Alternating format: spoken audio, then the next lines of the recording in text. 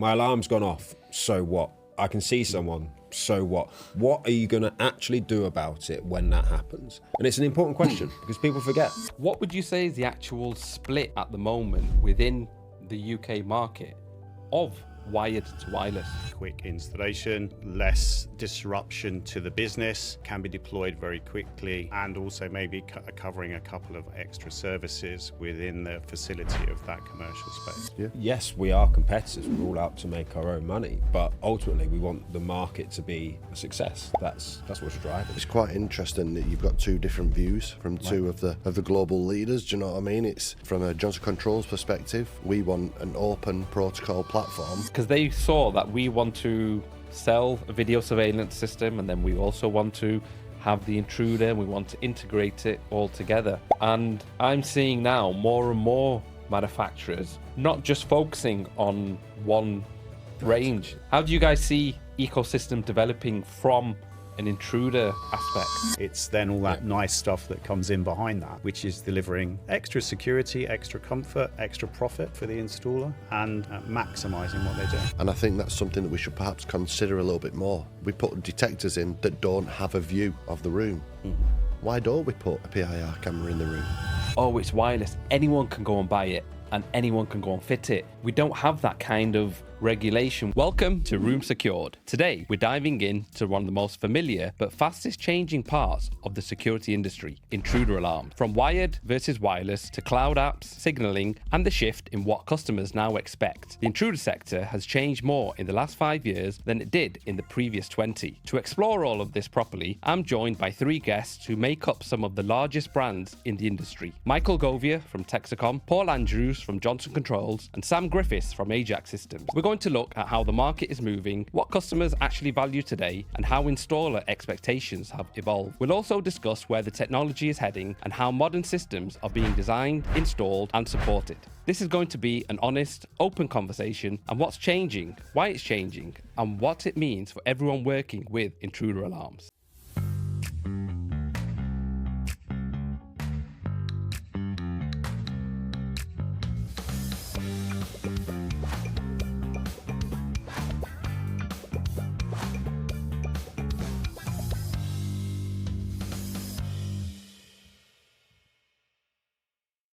Okay, let's just dive straight into it. How I want to open the topic is, and it's more to do with when I post a question on LinkedIn to do in the intruder alarms of wired to wireless. And I always get a mix of installers. I'll get some people coming up and saying, you know, we only do wired, we don't do this new wireless. And then I'll get a different side of people who are saying, we love doing wireless. What would you say is the actual split at the moment within the UK market of wired to wireless? I would say that it's probably the installer that you're speaking to. Maybe some are more commercial installers, some are more residential installers. And over a period of time, I think it has become common that a residential type installation would be more wireless and commercial would be more wired. However, that is changing now, and we're seeing more and more wireless installations in that commercial space. A quick installation, less disruption to the business, can be deployed very quickly, and also maybe covering a couple of extra services within the facility of that commercial space. I think hybrids become important as well. You've got a lot of legacy systems out there, particularly in the UK. There's a lot of hardwired installation there. I think you've got a lot of installers saying, if I can use that, let's use that. I trust the cable, it's reliable.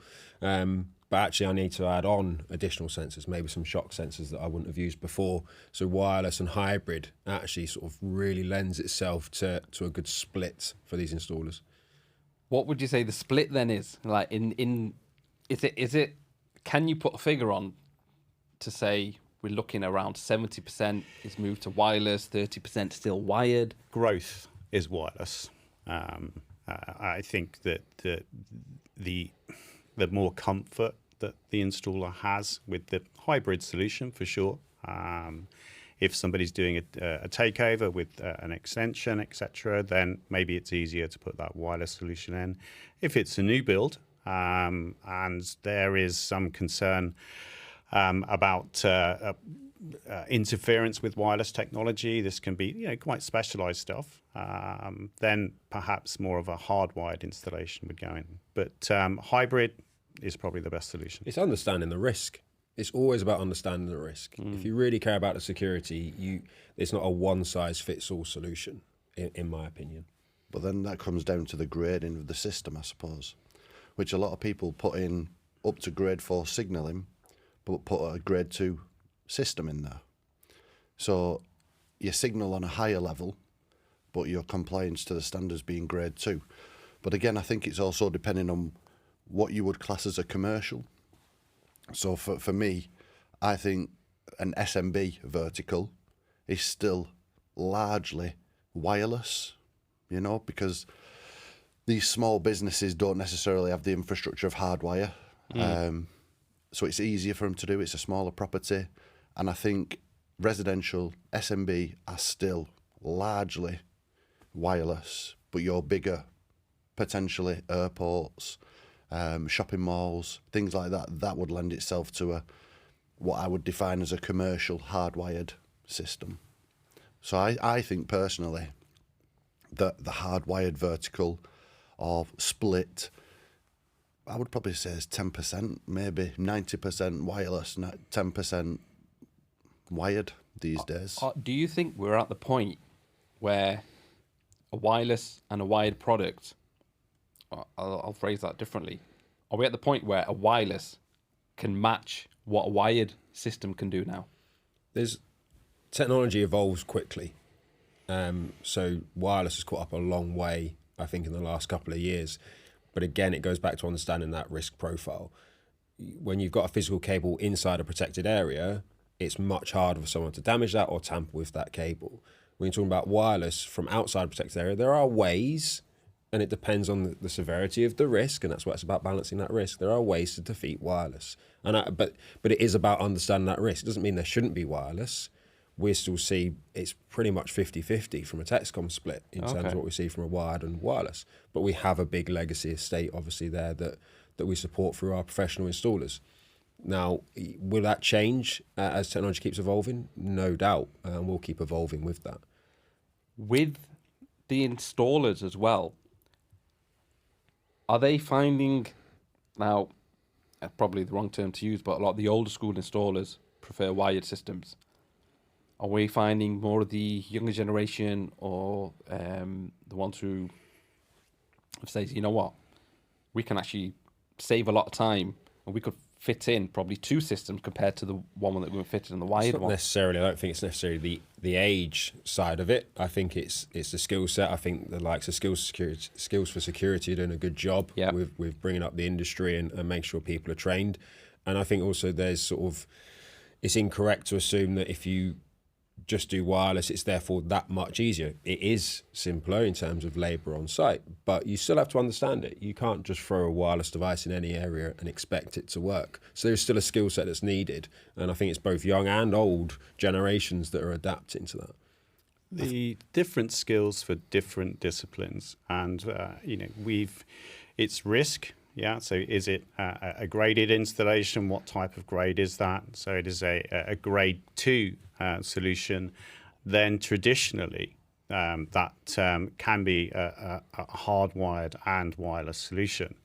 But if you're moving into that higher risk, then it's got to be a grade 3 solution. It's not the core market. The core market, is probably 90% grade 2 with some higher specification signaling, but that 10% of the market, which is grade 3, up to recently hasn't been, installers have not been able to choose a manufacturer to go grade 3 wireless. Obviously, we've done that recently, so it then allows that to go into a grade 3 solution.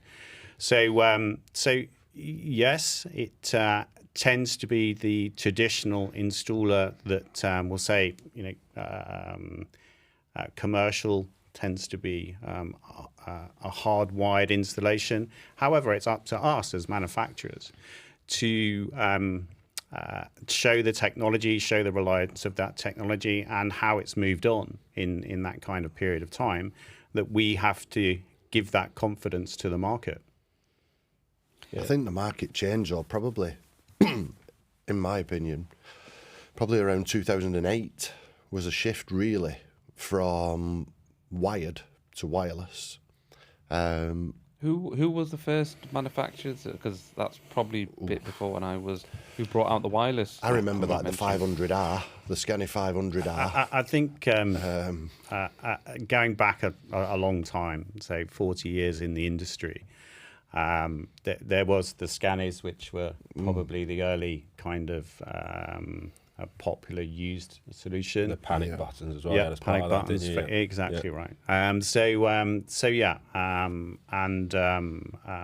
some other brands then jumped onto that and saw that wireless solution. But even before that, I certainly remember the early days of working for some other manufacturers before wireless was really adopted, and it was only if installers had to use it would they in fact use it. So it was just such a difficult location, couldn't get a cable any other way. Oh, we're going to have to use wireless now. So, but now it's probably in some cases it's the first choice. People would say, yeah, I'm always going to put that wireless solution in there. So early, I would say it was before that, to be fair, way before, probably in the standards in the changed 90s. about then, didn't they? I think the standard changed about then. Was it about 2005 where they started bringing out the 2005 gradings? There was the European standards that came in. We have the grade 2, grade 3. And before that, was it like a bit of a free-for-all? I wouldn't say it was a free-for-all, but it wasn't heavily regulated. And like you said, it tended to be, most of the time I used it to start with was you were putting some wireless panic buttons on that someone wanted to carry around a site, high-end residential, and you'd put a couple of radio receivers in and you'd sort of test the boundaries of that.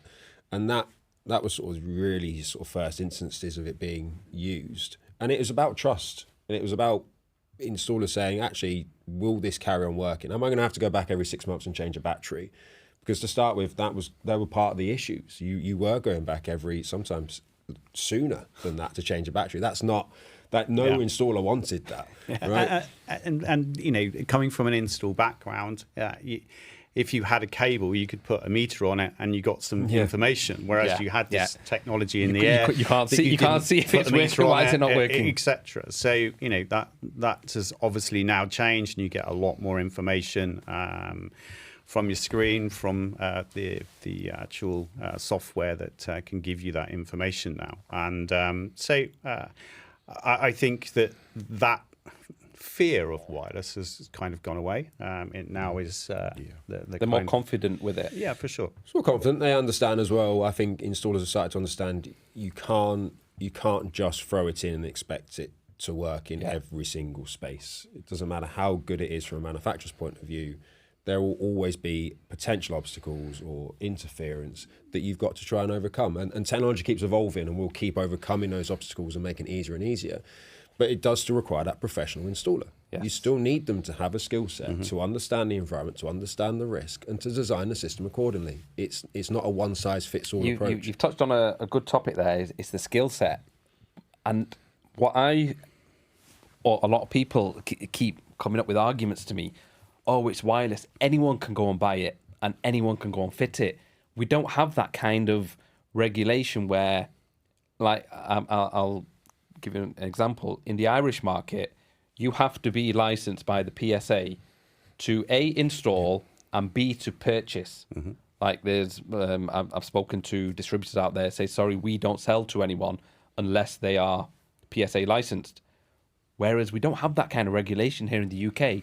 Any one of us can walk into any wholesaler, pick up whether it be a wired or a wireless system, and go and attempt to fit it in a property. Yep. I worked in Ireland for about 6 years as they brought that in, and it was interesting on kind of how that kind of cleaned up the market. A little bit, yeah. However, they were obviously electrical contractors which were putting multiple systems in residential properties. So that had to be looked after as well. We feel as a manufacturer that, the responsibility keeps coming back to us. Yeah.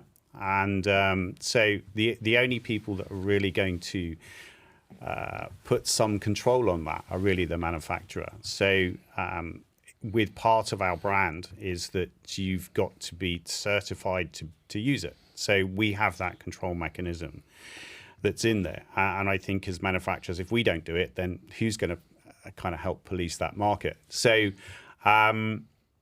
however, then on the other side of that needs to be freely accessible so people can use it when they need to use it. So academies that we put into place, training we put into place. We have to think about the engineering time. If you're going to take your engineering workforce off the road, then that needs to be very effective and efficient.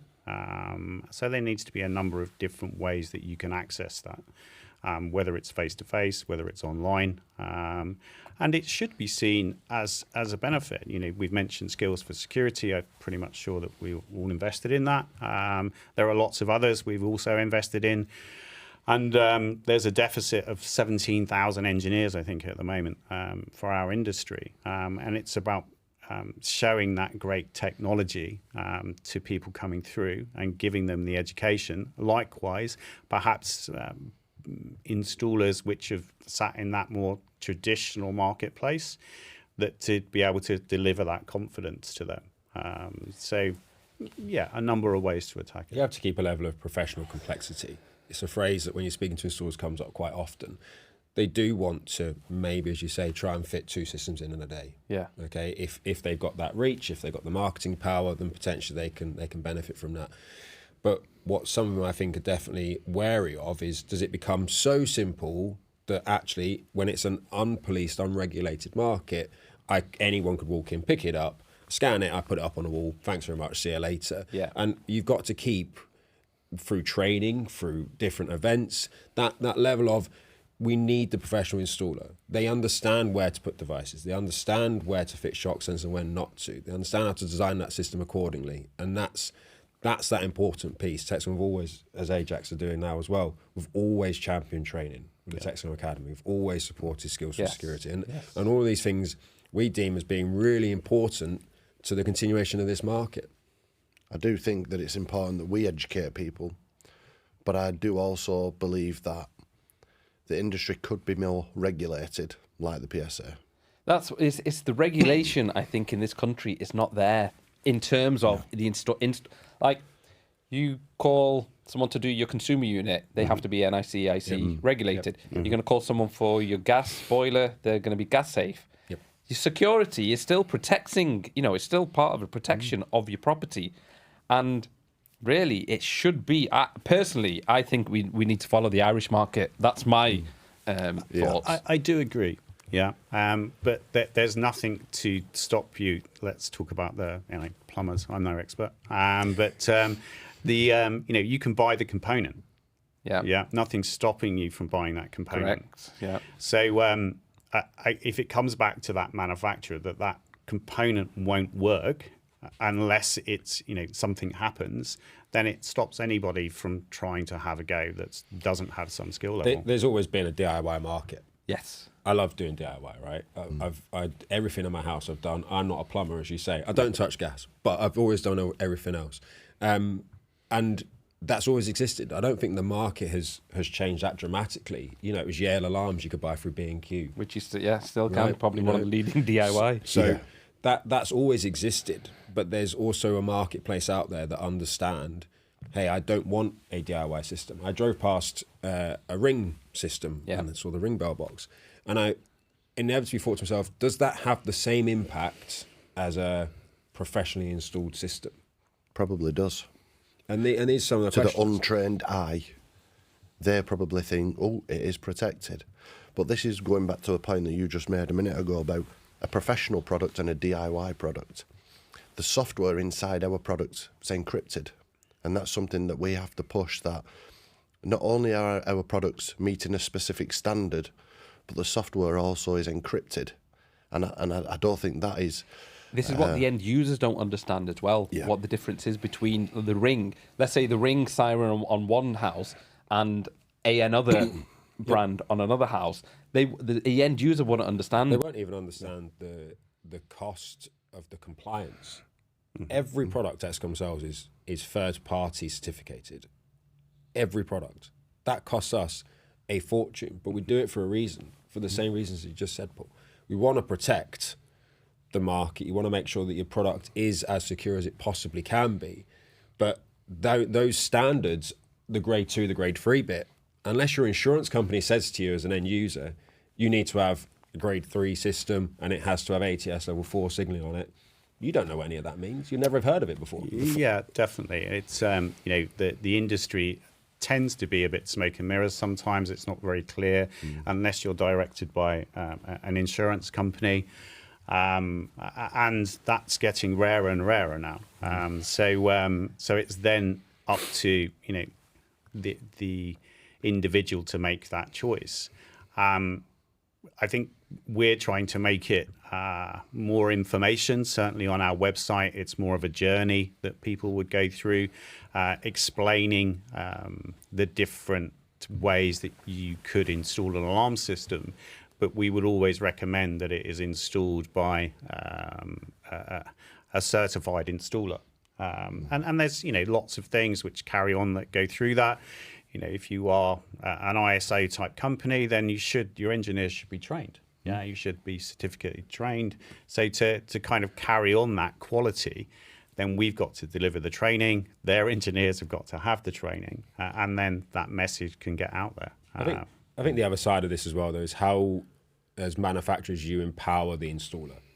Because it's about how do they now add additional value. It's not just going to be about talking about, I have a grade 2 system, a grade 3 system. It's that, hey, I can do a remote service for you every week and it will send you an automatic report on the status of your system. That adds real value that I think the industry has been missing. And if by supporting those professional installers, they can sell those services onto the customer that you don't get from a DIY system. And if I was a professional installer right now, I wouldn't be worried about that DIY market because it's always existed. Correct. It's only a small percentage of the overall market. Definitely. Anyway. Well, you said that, but you've got the likes of Google, you've got the likes of Amazon, Ring, obviously, they're all trying to play in that space. You go into Curry's or whatever, you can pick up a whole host of different DIY products. The market, it's a big market in the UK, isn't it? Globally, it's huge. And that's why we as a business, the system, the Qolsys system was based on quality of life. So it's a lifestyle blended with security. And I think that's a very important element of the DIY market. They see it as more of a lifestyle sort of choice. And us as manufacturers have to lead them into, well, it's not just a security system anymore. It can blend into your lifestyle by allowing you to turn lights on and off, having your heating controls, doing automated functions for you when you leave the home, so you're saving energy and things like that. We operate with an open platform, so you can integrate many different things into the system. They might buy DIY products, they might buy retail products, but then they can put them into our ecosystem and have it all as one. But it blends into their lifestyle. So I think that's something that we also have to think of as well, that the end user wants to have functions that aren't just security related. 100%. I mean, it's, the experience of, setting the alarm, prox token, keypad, walking out the door, closing the door. Yeah, but where's really the kind of buy-in? That's exactly what I was just going to touch on, because Michael touched on the remote apps and things. Mm-hmm. What you've just started on the topic is traditionally the installer would say to the customer, this is the kind of keypad that you'll have at the front door, it's nice looking, etc. And traditionally you've got the prox, you set the keypad and off you go. But is it now installers looking at more which brand's got the nicest app or which the end user finds more user friendly? That determines of what kind of system they go for. Everyone offers an app, don't they? Yeah. You've, where is the world right now? Everything is app-based. Everyone's got a smartphone. So that's what the user. So we always think that the who buys the product? Removing the smoke in the mirrors, the grading, et cetera, et cetera. Who buys that product? It is the user that buys the product.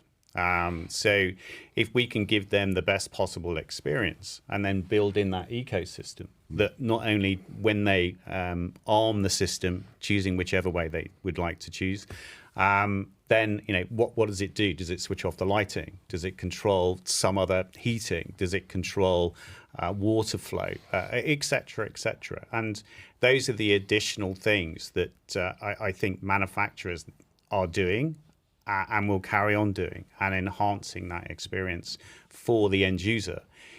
The interface needs to be there for the installer. So the installer needs to understand, either I'm comfortable with doing that or I'm going to get a third party in to do that.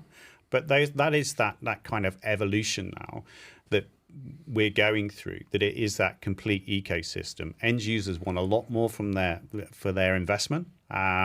They see that, we can have cameras on there, we can have automation on there, and I've got security on there as well. And if all that's combined and it works seamlessly, and that's by manufacturing all of the products, not thinking that another manufacturer of lighting systems is going to think about the other manufacturer in the picture, where it's controlled by one manufacturer. So it's a nice seamless process.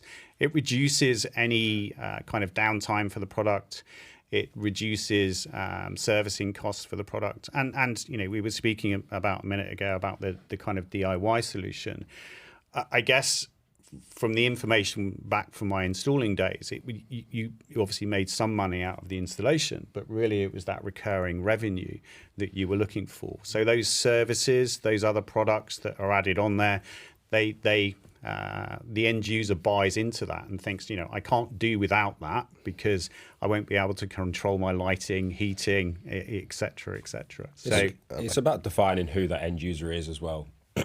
A lot of that is very residential based. Correct. If you go into a true commercial environment, there are big lighting companies that are working on full sort of building automation, linking up all your heating controls and everything else that goes with it. They've got sensors in every fitting, because the one thing, we've all been in a space where you sit there and the lights go off in your meeting room because the one sensor hasn't quite seen enough movement. Whereas if you've got 4 lights in there and they've all got a sensor in there, then actually that detects enough movement. So you've sort of automated the whole space with much more sort of credibility, I guess. But if it's a residential space, yes, I think you're going to continue to see that evolution, essentially. Whereas the commercial space potentially is going to be, I think, slightly sort of more stagnant in terms of what it's been used to. Would a Tesco want to have all its staff using a mobile app versus a keypad on the door as they're going out?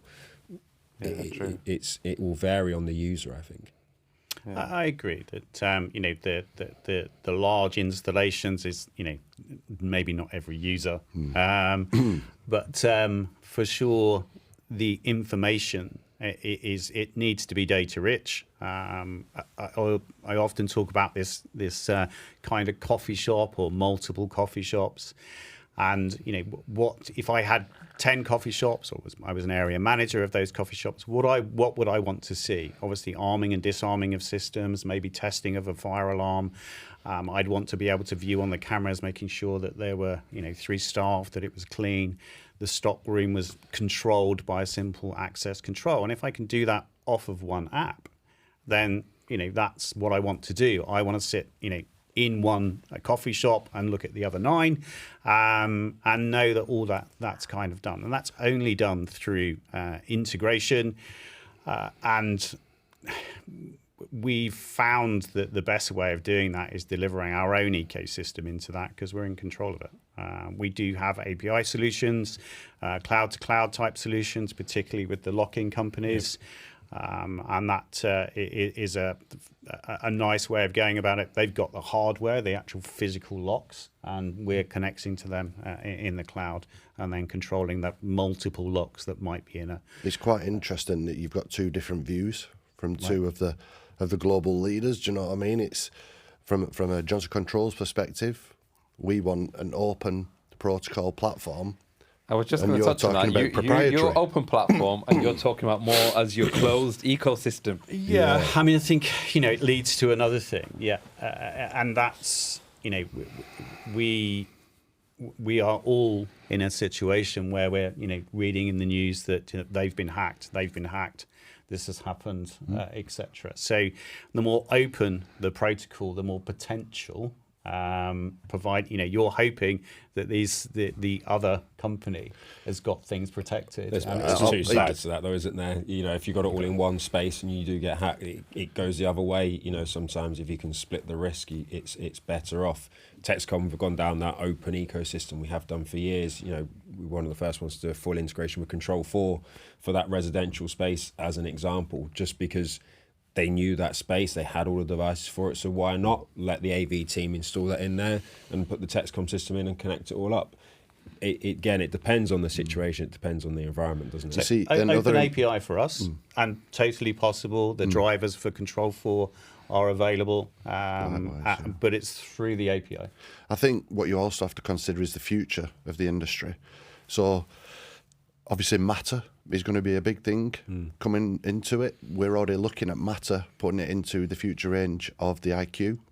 So we have to think of these changes which are being led by global leaders like Google, Amazon, the Zigbee Alliance, and so on. So that's our perspective, that's the way we do it. And touching on that, the open protocol thing is protected still from a cloud-to-cloud basis. So it's still encrypted. The products go into the panel and then they're still encrypted. So it's not that you're more susceptible from a hacking perspective because they still go cloud to cloud, or they're still integrated into the panel which communicates in the cloud, which is then protected by the 128-bit encryption. So it's just different visions, different thought process, which it's quite interesting. We have to live in this encryption world, whichever way we go to this marketplace. And where it was a question further down on the list, depending on who you're dealing with. Certainly, if you're installing in the project corporate world, it is question one in some cases. Where does it go? Who's got it? Who has access?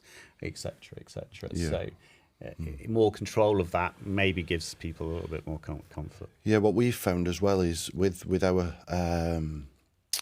cloud solution, we can give it to ARCs, to companies, and they can host it themselves. So they can host their own servers, they can keep all their own data, and they don't have to touch our cloud.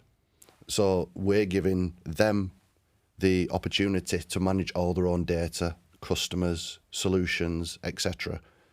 And it doesn't fall to us, but all their data is with them. So I think that's also an important thing that we have to consider as well. Where data goes, where you want your data to go. That's something interesting. And I guess this is us talking about our industry. And different manufacturers coming into the market in different places. Is that we're looking at it as someone can be very scalable, because we have that resource where it's scaled through. And we also understand potentially more of the protection of our systems. So if we leave it to someone else, then they may not go to that level that we would go to. So different manufacturers, different views, but at the end game is that everybody's looking out to protect that data. Yeah, I think the end game, really, going back to the point of all of this, is that you're seeing people wanting to do the integrations. They want this ecosystem that we were speaking about before. It's got to do more now than just be an intruder alarm that you set at night. How do you deter break-ins in the first place? How do you protect staff? How do you detect it in its early infancy before it's actually happened? And I think if you can do all of those things with all these other, whether it's access control, whether it's CCTV, whether it's the intruder alarm, lights, people forget just the basics of having a floodlight. That used to be a great security product, right? And it's sort of we've lost that, and actually it's great to light up someone in front of the property and then play a sound to them and say, get off the property. That has a big impact, and there's all of these different ways, and as long as you've understood the risk and you've understood the customer, you can build that into a nice package, and that's where we need that professional installer. That's where they're really important to this. And making them aware of it as well. We're launching a lot of technology into that market, and really to try and get that message out that that's totally possible. Yep.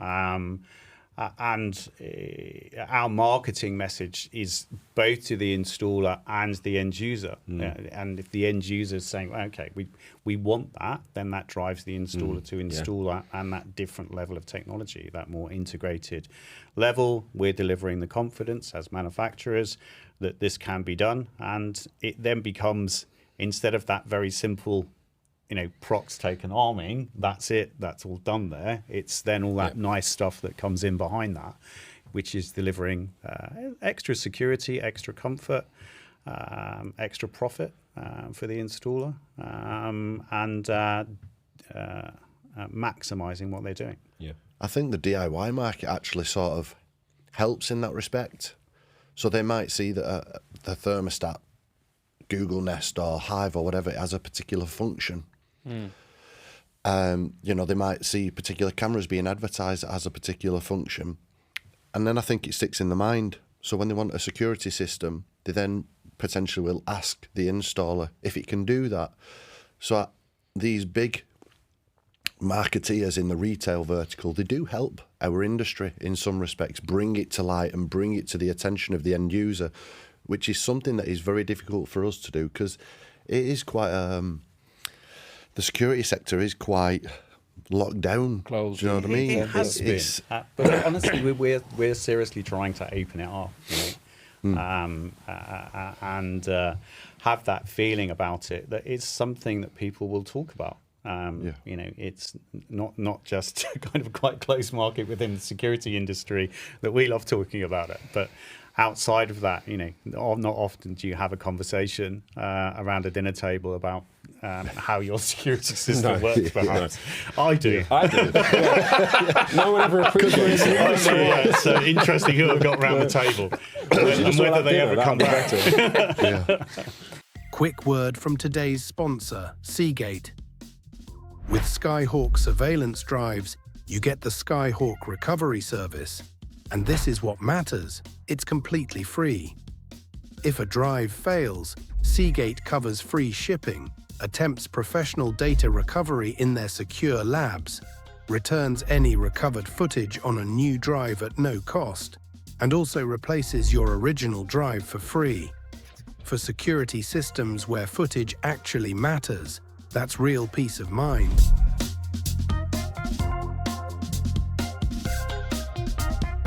Do you how do you see the expansion of cloud within the Intruder sector? Like I was having a couple of podcasts before. I had a mix with two brands, Hikvision and Verkada. Hikvision predominantly on CCTV, they're on-prem systems, and Verkada, they're full cloud-based. How do you see the shift is going to happen within our Intruder sector? It's going to keep changing, I think, and it's going to boil down to who wants to achieve what. What's your risk? Do you want the on-site recorder because you don't want images off-site, depending on, again, what you're picking up? And it's the same with where Texecom deployed Texecom Cloud, 6-7 years ago now. But that was really around how do we start driving value to the installer? How do we get them to offer more services? How do we get them to increase the value of that basic intruder alarm, which is the procs in, procs out? How do we get them to add added more? services? Added services. And I think it doesn't replace it. I think it should enhance it, if anything, for that installer base that we have. You have to give them flexibility. Yeah. I think that's the key. So cameras, you can record locally with an NVR or so on. But obviously, there's a bigger cost to install to do that. So I think a lot of people are pushing towards the cloud. But obviously now in cameras, you can have the SD card option. So that's a less cost option, but you still got your local recording. We partnered with Alarm.com, as you know, one of our industry's largest cloud providers.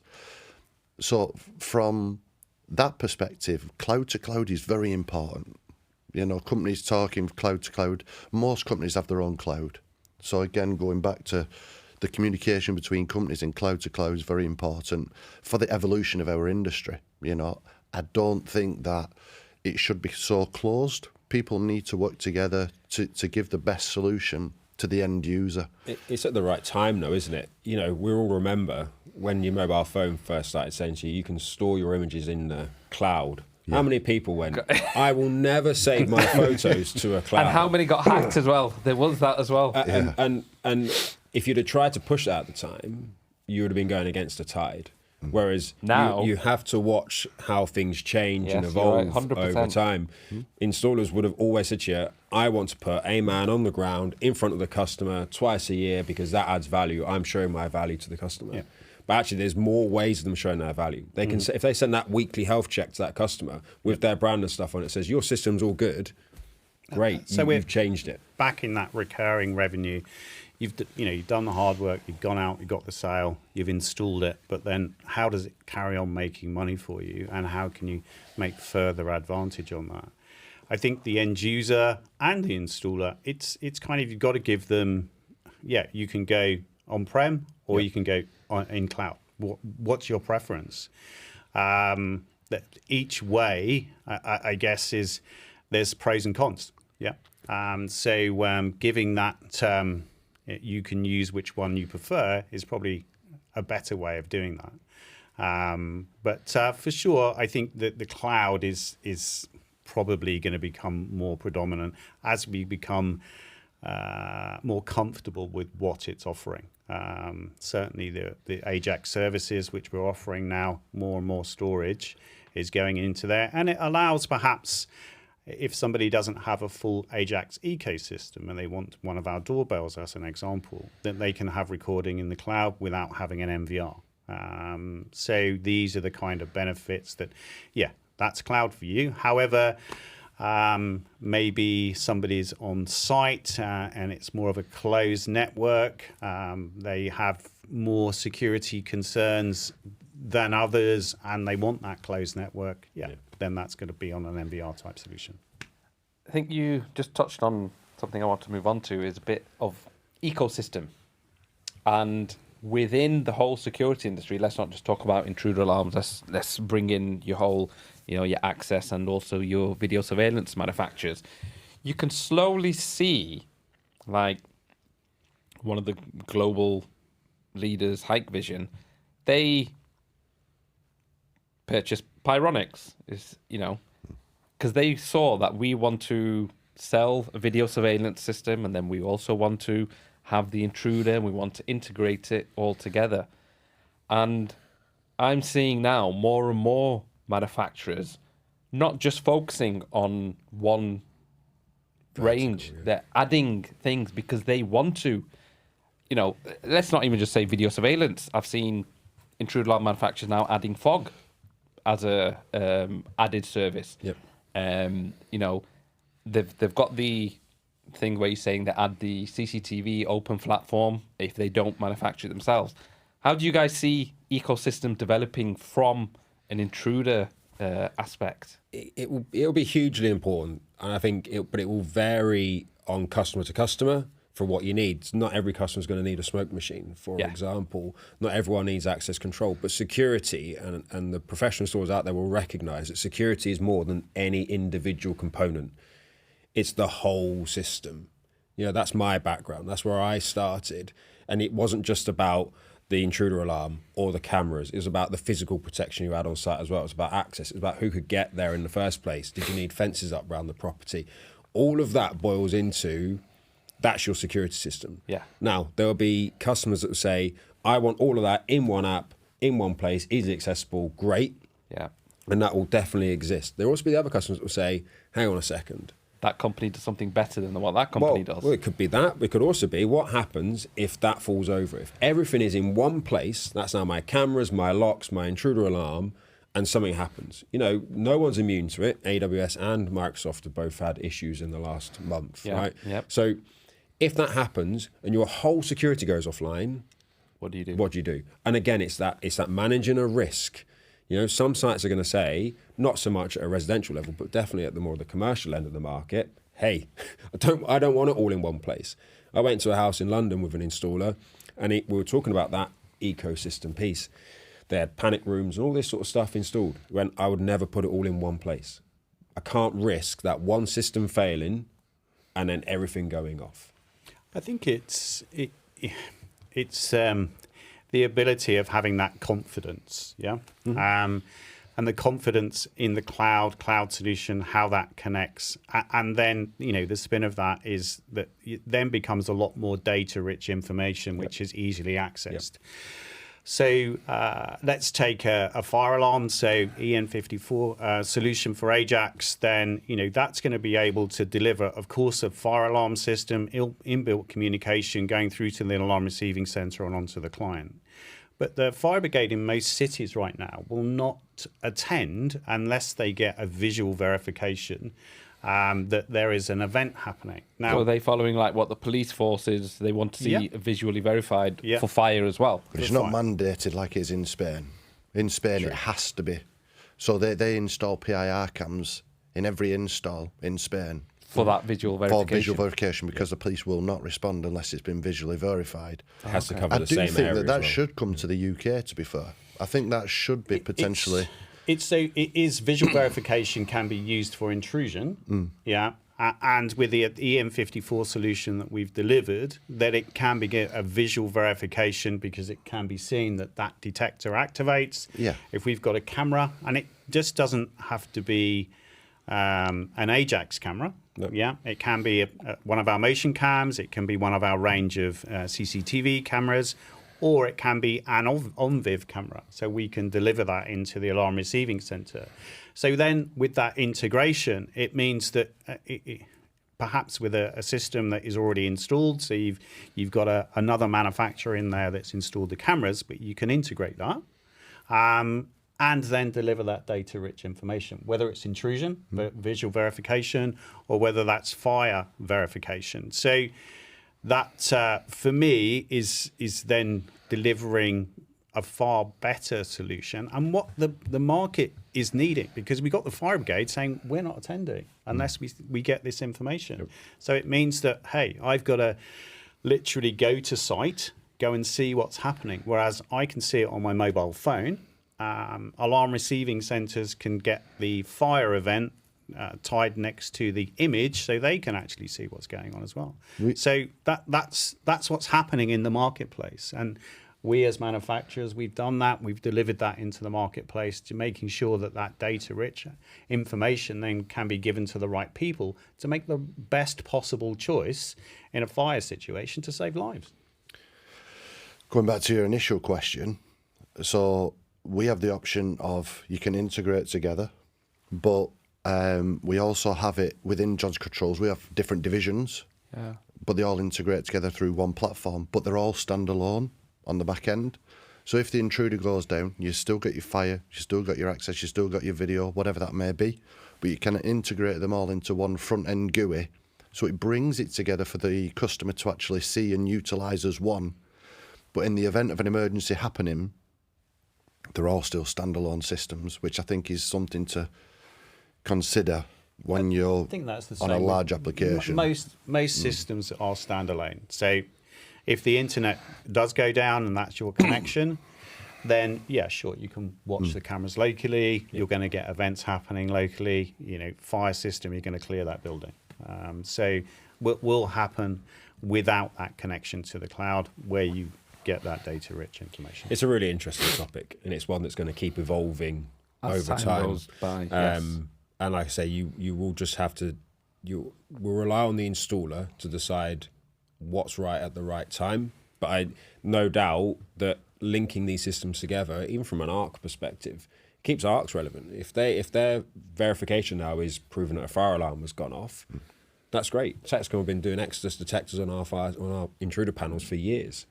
But actually validating that with CCTV, brilliant. And actually that gives real value to an ARC that otherwise was relying on police response, which, as we already discussed, isn't as prominent in the UK as it once was, right?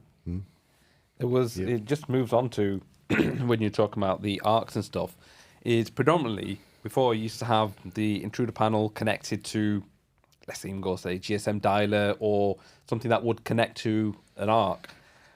What I've heard from a number of installers nowadays is because we've got so much connectivity from your device, a lot of the end users is thinking, you know what, I can just monitor it myself directly from, I don't need to go to an ARC anymore. Yeah. Are you guys hearing that as well?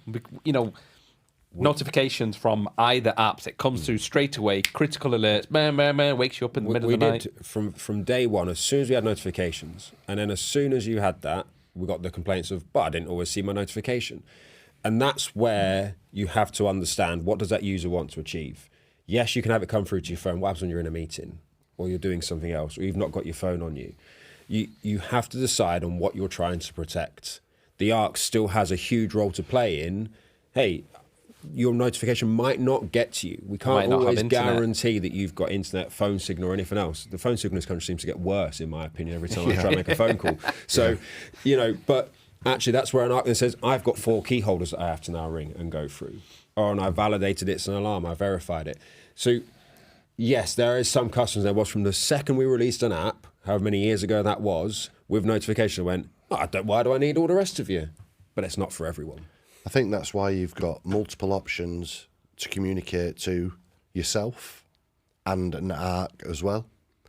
So I think they're both important. But yeah, I do think self-monitoring has become more prevalent. Yeah. Of course, you know, people do want to monitor themselves. They want to... Security is not the first thought process of somebody.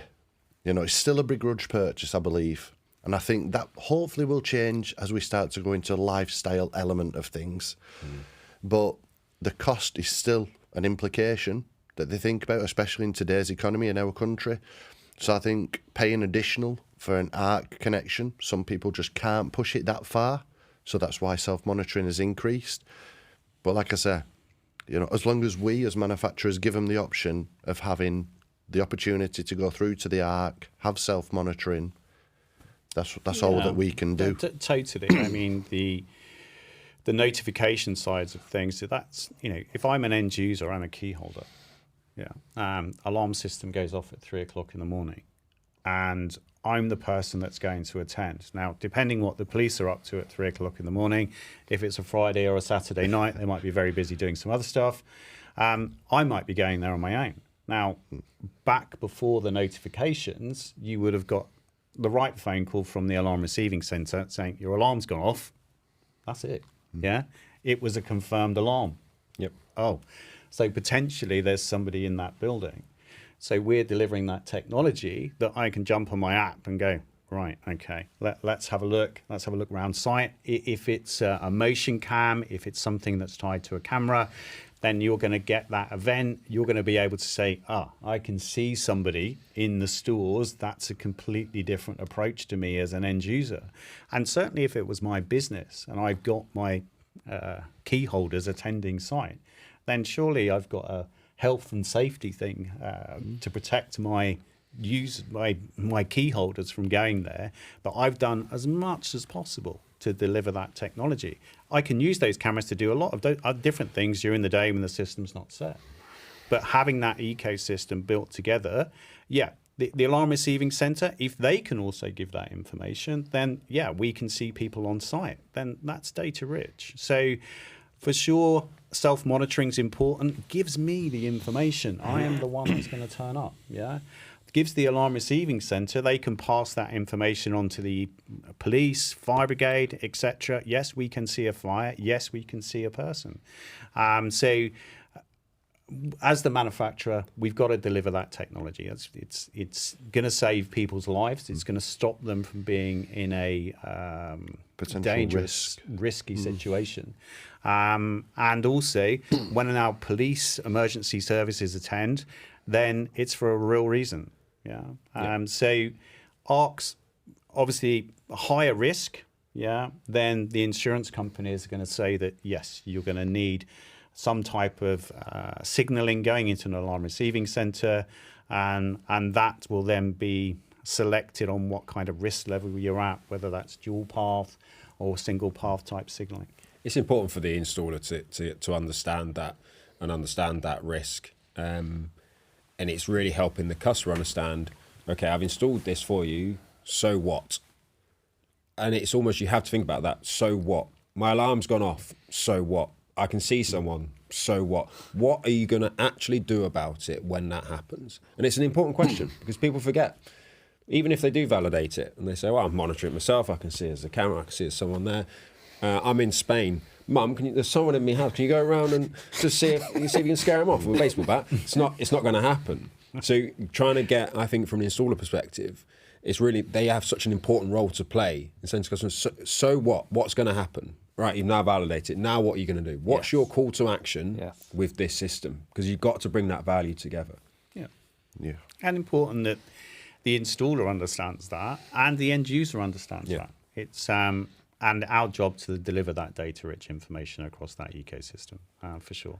But I think it's important that we look at the evolution of the industry, and other countries, as I said earlier, do the visual verification a lot more frequently than we do in the UK. And I think that's something that we should perhaps consider a little bit more. We put detectors in that don't have a view of the room. Why don't we put a PIR camera in the room? You know, 100%. Certainly, if I was installing a system, if anyone came to me and said, "I want to install the system," then for sure, visual verification is the way. I wouldn't be suggesting. But there is a very different perception in the UK market. Yeah, cameras inside a property, people don't like are them, do still they? very cautious of. Spain, like you say, it's become regulation. You had to have it, and people start to trust that PIR camera will only do something in this event. But we seem to be quite an untrusting nation that you've got a camera there. What are you doing with it? Globally, I think other markets have had that visual verification before. I mean, we delivered what we call Jet Sparrow technology, and the only way that an image can go anywhere, is if the end user allows it. So it's in the end user's control who actually sees that information. But there's always at the back of the head, you say, the thinking. Skepticism. Because if you see a lens there, you think, who's watching that? Even though, you, as an installer, you can tell the end user, no one's got access to that. Always in the back of your head, there's always that 1% chance. We're human, right? Yeah. How many people have said to their elderly parents, I tell you, if I put a camera up here, I can just check you're safe. And how many of those people have gone, absolutely not? Like 99% of them. But I think that will continue to evolve and change as particularly if things become mandated like they have in certain countries. It might well evolve that. But we definitely have a bit of a perception in the UK that if I see a lens, I'm a little bit cautious around what it's doing. Again, I mean, there's the recent thing with the Govier and the username password. But if that's in the control of the end user, then it's me that said yes. You can view that. Now there might be another question in the back of somebody's mind, but that's it. The only way that you're going to be able to view one of our cameras is if a user with the correct rights lets me view that. So I think. Again, communication. Yep. It's kind of that kind of getting that message across to the installer, and we hope through that journey of using the Ajax website, our marketing team are trying to get that information across to the end user that you're in control of this. That doubt needs to go away, and you're going to get a lot more information from it. Customer loyalty, which I read quite a number of forums and lots of there's always installer slagging off a brand, and then they put out the question, who should I go for, and I see this quite often. Whereas let's go back 5, 10, 15 years ago, that installer would be loyal to a brand, whether it had issues, whether it every brand has had issues. How do you still keep hold of the customer with that loyalty nowadays? You have to be careful with social media. I don't let my kids on social media. Right? I can't. I don't use social media. I can't stand it. And you always have to be careful with what you see on there and take it with a pinch of salt. I think it's an important thing. We have a big loyal customer base, Texecom. We've been around for a long time, as you know. But yes, if you get things wrong, and as you said, all of us here have got things wrong over time. You do risk damaging that trust, because this is an element, it's an industry that's built on trust. And I think that's extremely important, and we recognise that. And actually, I really liked the Ajax piece last week. The first 3 minutes of your video spoke about the fact that if you're innovating, if you're doing things differently, if you're taking a chance, then you don't always get that right. You know, and if you look back over the Texecom history, we were some of the first to do apps. We were some of the first to do home automation that we in the end we paused. The Ricochet Wireless as well, Ricochet Wireless, the way that you do the the mesh. cloud. There's so many bits that we've evolved over the years, and you don't always get that right. And you, by being first, sometimes it's a challenge. And it's trying to, if you've got the right relationships, if you're talking to those installers, and if you're helping them understand the journey you're trying to take them on, which is what we desperately try to do. Don't always get it right, but we desperately try to do that. Then they go, I see the bigger picture. I understand why you started this journey, but it does take time. And they'll stick with you on that journey. Yes. Yeah, the loyalty within the industry it is very interesting, really, and it's certainly on a Friday evening, if someone launches one of those into, you know, who do you prefer? It just lights up. Yeah. So yeah, it is interesting, and you know, the loyalty is definitely there, and that's a great thing. We are breaking new territory all of the time. And it is a risk. It's a risk for somebody in a business to go, well, that actually hasn't been done before. So am I going to expose my business to that new technology? And it's that kind of weighing up. Do I move forward? So use the technology which it works. It looks like it works. Why doesn't it work? And maybe used in other industries quite successfully, and we're just using it now in our industry.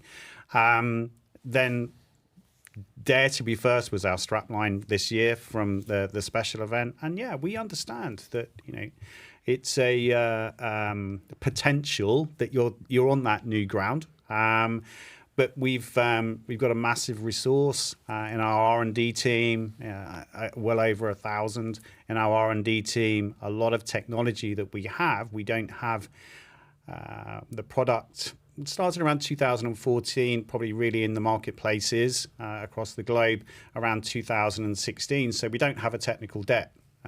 We don't have to worry about products which are 20 years old or even older. We're moving forward with technology of today. So it's easier for us to get it right first time than thinking about, what about that product out there that's still sitting out there as a legacy. But you guys will have that issue in time to come, won't you?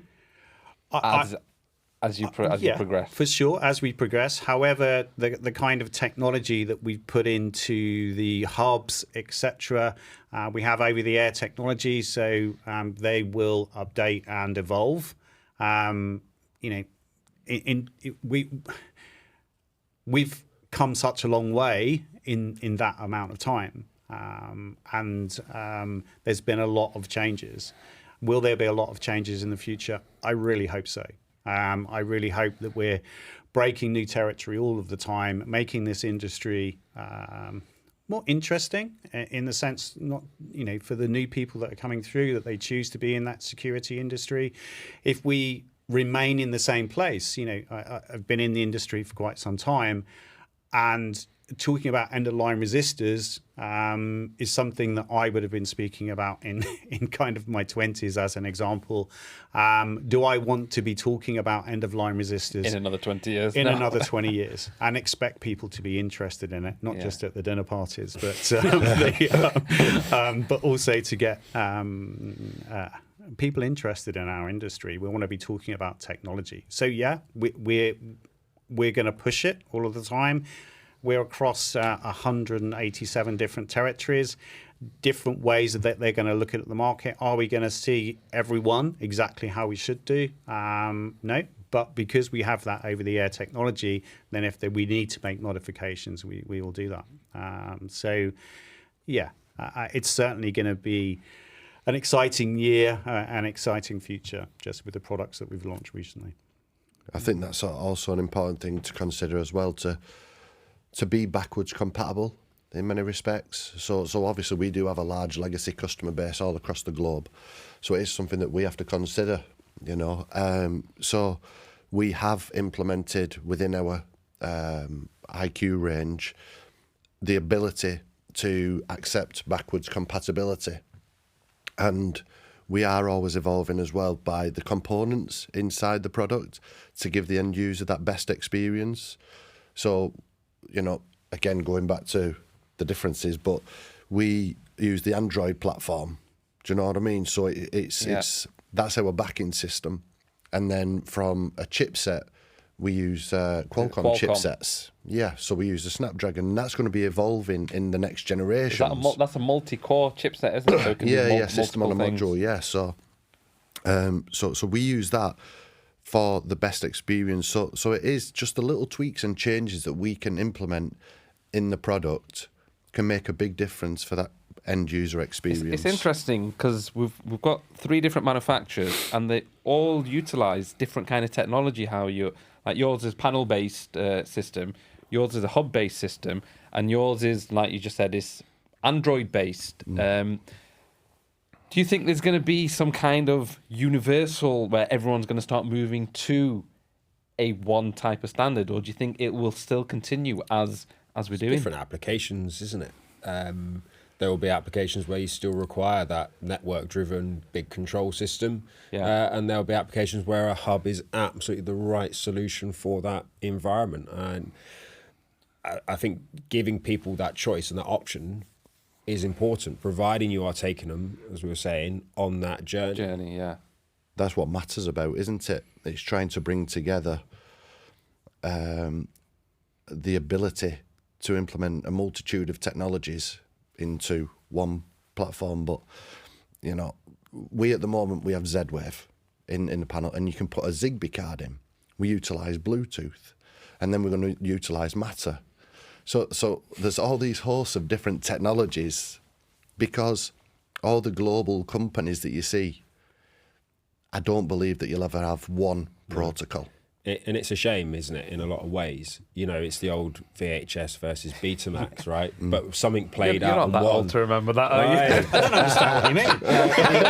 Thanks for that. Should have gone with HD, DVD versus Blu-ray, shouldn't I? But even that, even if you took the Blu-ray, something played out. There was a reason for it to win. And what drove that? Like, for example, the VHS beta was, I think it was the ease of the VHS, etc. When it came to, even remember, DVD minus R, DVD plus R, there was the 2 changes. Philips came out with the plus R, everyone else went with minus R. What do you think? Is it end user? Was it? I think if we take mobile phone situations, right? We went from the 7-day battery life being the most important thing, to a phone which gave you access to apps and app control, but you might have to charge it every 12 to 18 hours. And the market said, obviously, what the solution was. They wanted the accessibility, the ability to have that flexibility. Yeah, sure, I can phone somebody. But actually now it's probably less used for mobile speech than using for apps and social media, watching things, etc. So I think it's the market that drives it. We can listen to that, and we obviously have that vision. It's easier for us to control what we control and make that in a very secure way, a very smooth way. And that end user experience has always been Ajax's kind of holy grail, if you like. That it's nice to have a product that, often when they start using it, is wow. It's like, wow, that's good, that's easy, that's smart, that's straightforward, that's etc. So that experience, and when we say end user, that's not always the where you put the installation. The end user is also the installation company, because they want that very quick, very straightforward way of delivering things. So it's that user, that human that's going to say, I really like using that product because it's really nice to use. It's very easy. And the other side of that is the quality is behind that. The build is behind that. It doesn't let me down. I think Paul touched on it as well, though. You got some big global players let's take Google, your Apples of the world, they will have a big impact on what that consumer base Yes. ends up doing. And that's no disrespect to any of the free brands that are sat here now. We won't have the reach of those. And I think a perfect example is Amazon or Ring, the Ring doorbell. You know, that stemmed from Ring itself, and the security manufacturers followed suit. Yep. You know, they were the ones who... But that's where these things are great.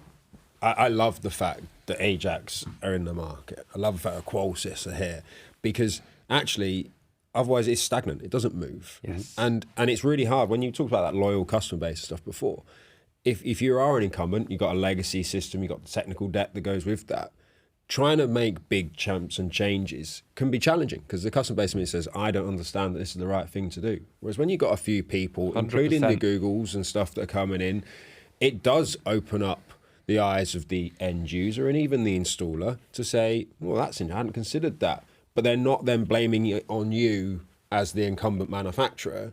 It opens up more avenues for innovation and development. And that's the important point, is that instead of it being slightly a closed market, that it's not really that shown, that it's an open market where people are talking about it and talking about all the successes that they're having with it, how it's not just looking after their security solution, but all the other things that we can do. I think it's industry. important as well that, as you were saying, Sam, the end user is very important. The usability, you know, the integrations, the blending of the lifestyle, that's very important. But we also have to make it very intuitive, easy to install, give the installer the tools that they need to make it a better install for them, to be more efficient, maybe less truck rolls. You know, as long as we do the training, they're going to be efficient. But there is an onus on us as manufacturers to make sure that the product is easy to use for everybody, installer and the end user. We have to make sure they stay relevant, though, as well. There is always that catch in this, isn't there? Which is, if you just make it so simple that anyone can do it and they don't need training anymore, then yes, you can do 3 installs in a day, maybe. But all of a sudden, you know, your big established players, your big professional installers will start struggling to compete with the guy that comes along in his Vauxhall and says, oh, I can go and install this now and I can do 3 of these in a day and I've got fewer overhead. So there is always an element here of just balancing that. We need that professional installer. We want them to take them on that journey, and you have to be making sure that there is an element that their skill set is valued. You know, we don't want them to walk into a space and the end user is essentially saying, I don't need you anymore, Mr. Installer. I can do it myself. Yeah. We've always had that risk of DIY, but there are some commercial customers, even from a trip to South Africa last week, there's some commercial customers saying, don't know that I need the installer. Why do I need them? I can go and change the batteries.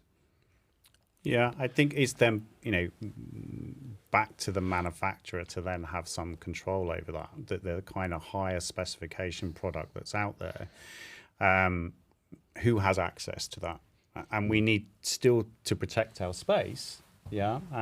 If you want to use this higher specification product, then, you know, you're almost driven to a point where, you can get in there and you can use that as a solution. So, a balance, totally agree. But we need to protect our marketplace and make it sure that the industry is healthy. You know, we're delivering the best technology into it, but also the skill set that goes with that. Not everybody would be comfortable with cloud-to-cloud type solutions. Let's help them with that. Let's scale with them. They land a client which is talking about that kind of stuff, then, you know, we've got the resource on the ground, we've got the resource in our R&D teams to be able to carry our installer through that. So it's part of that, the better manufacturers out there that carry them along. I want to bring a topic in before we come to the end of the podcast. And it's to do with a product which you guys released last week, which was Grade 3 Wireless, which we've all seen. Now, when I was sat there and I saw it, my first thoughts were, wow, they brought out Grade 3 Wireless. Mm-hmm. When I went back and I was talking to other installers and other companies, we actually broke it down. And we thought, okay, they brought out Grade 3 Wireless, but is it really a big deal in the industry? Because we were working out like grade 1 probably 10% of the market, grade 2 85% of the market. So it only leaves a small share of the market, which again, I was talking to another installers and they said, we don't really do much grade 3 out of he had 50,000 customers. He goes, I can count probably 10 people we do grade 3 for. So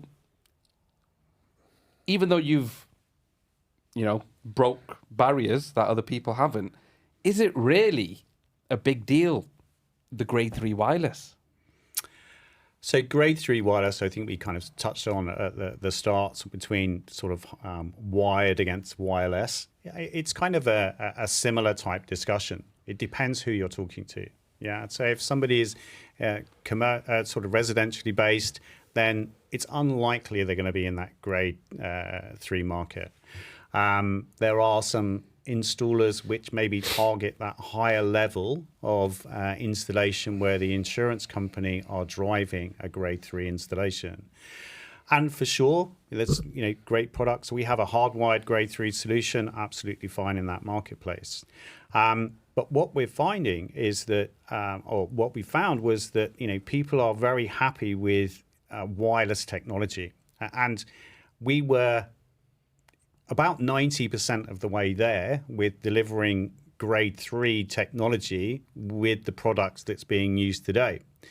So our installers were coming to us and saying, look, we've got literally a glass box full of jewelry and watches. It needs to be grade 3, but we need a wireless solution to go in there. We developed it for that kind of environment. So was it from feedback from customers that you went through to the development stage? Yeah. Or a bit of mix, like a 50-50? A 50-50. The other side of it was it that, because it was there, yeah? Because it was a bit of a myth in the industry that it couldn't be done, yeah? And so we looked at the standards and went, do you know what? There's nothing in that standards which says that you can't do that wirelessly. So we then looked at the technology and went, oh, okay. So it has to do certain things, obviously the masking and et cetera. We've been doing masking on our external detectors since we started. So internally, we've had the anti-masking working for some time. Grade 3 detectors, masking on the door contacts for the magnet, etc. Then we've had that for some time. Why can't we do that wirelessly? And it's about the interconnections. Those are the things that you kind of drill down to. And even with our grade 2 solution, that we can get there, yeah? Certainly, we can make it work within that solution. However, how does the battery and technology react at the other end of that? So that's what we had to develop, not the interconnections. It's the frugality of that battery at the other end. And we've had, from the get-go, some technology which makes our batteries very frugal, our technology very frugal. So we can deliver it. So we delivered it because, yes, there is that market, which is around 10% grade 3. And there is quite specialist. Sure, you can deliver a great hardwired solution from Ajax. But can we do it wirelessly? Let's have a look. Is there anything in the standards? No. Is it the technology which has stopped the development of that in the past? Yes, because it couldn't speak that quickly to the device without causing some massive effect to that battery. So we developed that and now can give you a long battery life and sit within the standards. It's a really interesting topic, and it's a really interesting sort of evolution of that grade 3 market. It's something we looked at 5-6 years ago. I think every manufacturer has looked at it. 90% of the way there, but the market research at the time, and this will constantly evolve because the market does constantly evolve, and that's why I think it's an interesting evolution. But hang on a second, I add value by actually installing a full grade 3 solution. And if now anyone can pick it up and just throw it in, am I adding value as an installer? So there's that balance again. It doesn't mean that it's not right, and I think it's the right evolution for that space. But again, it's going to be how installers then adopt that technology and say, is it right for me to take that forward? Yeah. And do I devalue the skill set that I'm putting into those solutions and those environments? Yeah, we did the same. We looked before COVID, and then just after COVID.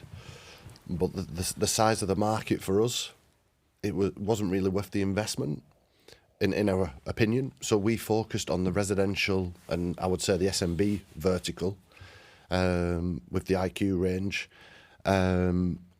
and then continued with grade 3 wired solutions and integrations with our access and video and fire and so on. That was just how we did it. But it's very interesting that you brought it to the marketplace. It was just looking for with us. interest, right? You'll be looking with interest. I'll be looking with interest to see how it performs and what happens. It's exactly what you said, Umar. The size of the market, is it there? You know, I think as we've said, grade 3 is 10% of the market. Yeah, maybe even less. Yeah. Can we do it?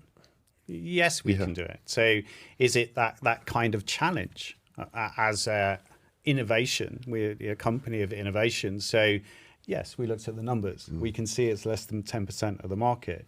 Do we get the phone calls from, it's a such and such listed building with some art in it. We need to go grade 3, Sam, but we can't put any cabling in there. Are they out there? Yeah. Do we have the solution? When we first came into the market, we only had a wireless solution.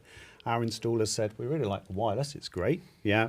But can you give us some hardware? It's interesting, though, isn't it? Because some installers saying, I can't get cables in somewhere. If you've been in the installer and you've run cables, you can actually get a cable anywhere without making a lot of mess. Is it becoming a bit lazy in this? No, I don't think lazy is the right word. But it has changed, hasn't it? It's changed. Or time conscious. It's time conscious. Time is money, and people are much more aware of that now. They want to spend less time on jobs. So I think you've always been able to do that, and I think there's plenty of sort of professionals out there that will say, no, I will keep. If we're still seeing them do it in grade 2, they're going to still continue running doing it in wired, grade 3. they're going to still do it in grade 3 as well. Regardless, yeah. But again, that hybrid solution all of a sudden becomes really interesting because there are certain aspects in certain areas of buildings that are really tricky, really tricky to do. So actually, yes, that then becomes a great little add-on. But yeah, I think it's positive. It's interesting. I mean, you've come from an installation background, and yeah, you know that you can, do some really good stuff, fishing cables. Fishing cables. Yeah, doing some various things that in lofts and whatever else. But is that really what you want to be doing? As opposed to, I can put this wireless technology there. I mean, another thing which I find great is with our bus detection and also with our wireless detection, the calibration of something can be remote or can be on your app. Yep. Now, it's been a little while since I've tried to calibrate a grade 3 hardwired roller shutter contact, door contact. But as I remember, they were really tricky. Often needed to be recalibrated. So if I can do that on my app, I could do it remotely. And it's done either on our bus wire or it's done over the air. Then, how much time is that going to save me? How much aggravation is that going to save me? And it's going back to that service platform, customer expectation. Doors by their nature move around a lot. Yeah. So the recalibration of that door contact, which is probably the most common thing that people talk about, is if you need to do it, you can do it remotely, and then whatever maintenance package that you've got it then becomes that hopefully that weekly remote maintenance, everything's fine. Oh, we had to recalibrate that. Don't worry, we did that remotely. It's interesting to bring that up as well, the maintenance side of things. Because doing a hardwired grade 3 system will probably not have a higher maintenance than a wireless solution would, obviously with all the batteries changes and everything. So now your maintenance for the installer, he's going to have to charge a lot more So it's quite an interesting. You weigh it up. The install's quicker for the installer, But long term, but the end user, costs. the maintenance is higher. 100%, and that's kind of right the way through these conversations. We've had those trade-offs. Yeah. On-prem, in cloud.